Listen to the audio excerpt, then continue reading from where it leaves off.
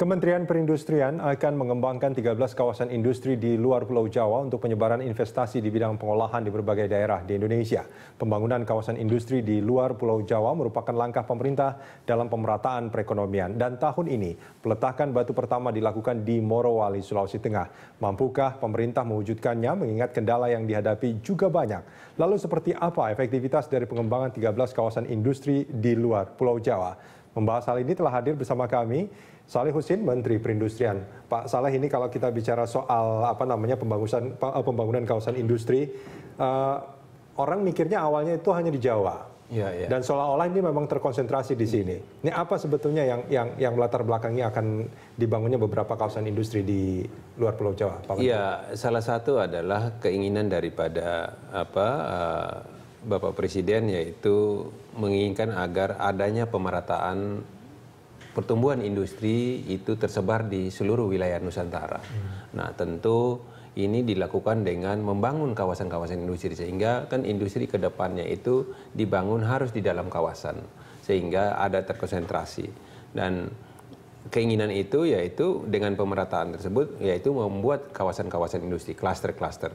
Nah, yaitu yang diutamakan, diprioritaskan adalah di luar Pulau Jawa, walaupun di dalam menjadi prioritas ya? Ya, menjadi prioritas. Walaupun juga di dalam Jawa pun juga sudah ada kawasan industri, dan ada juga yang sementara ini sedang berjalan juga. Nah, di luar Pulau Jawa misalnya, ini ada 13 kawasan industri yang sudah saat ini yang sementara ini koordinasikan, disinergikan antara Kementerian Perindustrian dengan kementerian-kementerian lain. Sudah ada master plan semacam itu ya? Sudah. Nah, misalnya kawasan industri yang di luar Pulau Jawa ini memang lebih berbasis kepada sumber daya alam yang ada di daerahnya masing-masing. Artinya ada segmentasi tersendiri. Secara khusus misalkan kalau di Papua artinya bidang apa? Gas misalnya. Ya, di Papua misalnya gas. Berbasis kepada sumber daya alam adalah gas. Nah, ini nanti akan dibuat industrinya, ya misalnya petrokimia dan turunannya sampai ke industri terakhirnya. Ini dengan demikian maka termasuk juga misalnya katakan di Morowali di Sulawesi Tengah yang minggu kemarin kami baru saja ke sana dan melihat secara langsung kesiapannya juga sudah sangat jauh dari prediksi kami, justru melampaui jauh dari prediksi yang kami duga. Nah, ini berbasis kepada nikel. Nah, di Morowali ya? Iya, di Morowali, Sulawesi Tengah. Ya. Dan ini yang sementara rencana yang mungkin bisa beroperasi perdana itu di bulan April 2015. Tapi saat ini memang yang sudah dibangun adalah smelternya. Yang pertama udah kira-kira 80 gedung, yang pertama udah kira-kira 90% lah, 90%. Yang kedua sementara konstruksi, dan penunjangnya misalnya energinya, listriknya 2 kali 65 itu juga terbangun, sudah 90%, malah ada sebagiannya yang sudah di CSR-kan, walaupun dia belum berproduksi untuk industrinya, tetapi untuk masyarakatnya sudah diberikan listrik kepada 12 desa setahu saya. Di mana itu? Di Morowali. Di Morowali. Desa di sekitar industrinya itu ada 12 desa yang sudah diberikan. Terjangkau oleh PLN maksudnya? Iya, tidak terjangkau. Dan itu dijangkau oleh pembangkit listrik yang dibangun oleh swasta. Oleh swasta. Diberikan secara gratis. Gratis. Itu yang dan itu juga disampaikan oleh Pak Bupati ketika kami bersama Bupati, dan Bupati juga menceritakan. Dan yang dibangun di sana adalah, ini kan sudah jauh yang kami lihat, yaitu setelah smelternya dibuat, nanti turunannya dibuat adalah untuk stainless steel. Nah, stainless steel yang dibuat ada dua industri stainless steel dengan kapasitas masing-masing 1 juta ton per tahun, dan itu nanti dilanjutkan dengan industri lanjutannya, industri sampai turunannya. Dan itu akan ada di bawah satu kawasan industri. Dan di situ kira-kira total nanti setelah beroperasi total itu kira-kira tenaga kerja yang terserap yang secara langsung itu kira-kira sekitar 80.000. 80.000 di satu kawasan industri. Di satu kawasan industri.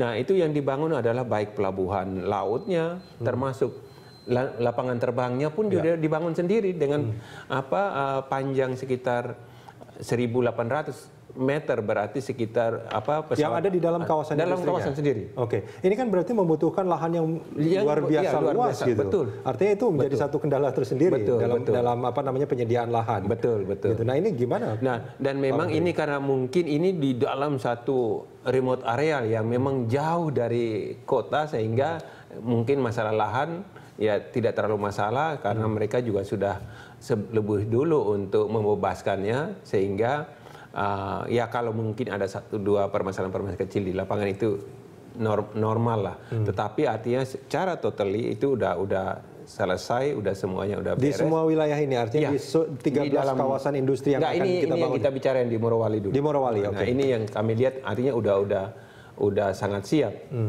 Dan termasuk juga mereka nanti pada akhirnya nanti itu untuk energinya aja membangun listriknya sekitar 700 megawatt. 700 megawatt. Nah, itu kalau 700 megawatt itu sama aja sudah bisa menghidupi seluruh Sumatera. Oke. Nah, ini itu menarik. Kalau di Sulawesi oke lah, itu mungkin persiapannya sudah luar biasa baik, Pak Menteri. Betul. Tapi kalau kita bicara soal Papua, kita bicara soal Kalimantan.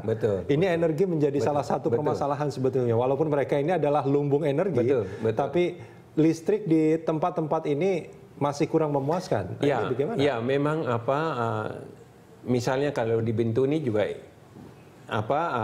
itu juga akan dibangun dengan energinya sekalian, tapi totally secara keseluruhan memang untuk tumbuhnya industri di negara kita satu-satunya adalah harus ada ketersediaan. Itu harus tersedia. Harus, tanpa energi ada, jangan pernah berharap bahwa industri akan tumbuh. Padahal untuk naik turunnya perekonomian kita, yaitu industri harus tumbuh. Nah, salah satu adalah ya tentu yang sudah dilakukan oleh pemerintah. Saya ikut waktu itu rapat dengan Pak Wapres di kantor Wapres bersama dengan Menteri SDM, dengan Menko Equin, terus menteri-menteri terkait lain termasuk Dirut PLN, yaitu waktu itu diputuskan untuk membangun tambahan dari 17.000 yang sementara dalam on kontrak, 17.000 megawatt ditambah dengan tambahan yang baru lagi 28.000 megawatt. Nah, sehingga kalau ini terbangun semua, maka dengan sendirinya kebutuhan akan energi ya paling nggak dapat teratasi. Artinya pembangunan kawasan industri ini harus diselesaikan dulu mengenai kebutuhan energinya. Oh iya. Kalau itu sudah selesai, baru kawasan industri ini akan bisa. Tapi kalau ada atau berbarengan. Tapi ada juga misalnya beberapa kawasan-kawasan industri yang memang mempunyai kapital yang sangat besar, itu mereka sekalian membangun dengan pembangkit listriknya. Jadi nggak ada masalah. Oke, Pak Menteri, kita punya satu grafik, kita lihat bersama. Ini adalah tantangan pembangunan kawasan industri di luar Jawa. Ada beberapa hal, Pak Menteri mungkin nanti bisa dikonfirmasi. Yang pertama adalah infrastrukturnya masih kurang memadai. Kemudian kemampuan tenaga kerja dan SDM industrial yang terlatih itu masih kurang. Artinya SDM-nya masih kurang memadai. Kemudian belum semua kabupaten kota mempersiapkan RT RW untuk kawasan industri. Ini juga menarik. Terus minat swasta membangun kawasan industri di luar Jawa masih rendah. Nah, ini juga nanti minta dikonfirmasi, dan tingginya biaya logistik.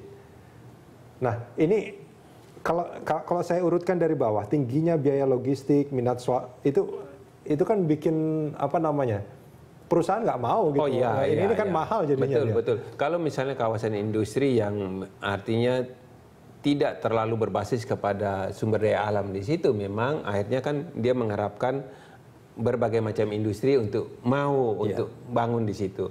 Tetapi kalau yang saat ini itu lebih kepada memang investor-investor besar yang memang